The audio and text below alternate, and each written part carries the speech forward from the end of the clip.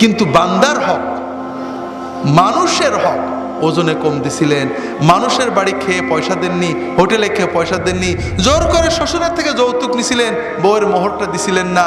আপনি ফাঁকি দিছিলেন, অন্যায় বিচার করেছিলেন, আপনি পাশ টেনে করছিলেন, আপনি নাম্বার পাশ টেনে দিছিলেন, চাকরিতে নিয়োগটা পাশ টেনে দিছিলেন, অযোগ্য মানুষের নিয়োগ দিছিলেন।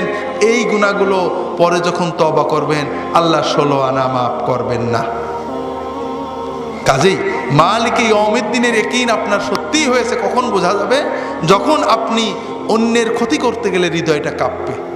হায় আল্লাহ, আল্লাহর কাছে কি জবাব দেব, কি করে পার পাবো?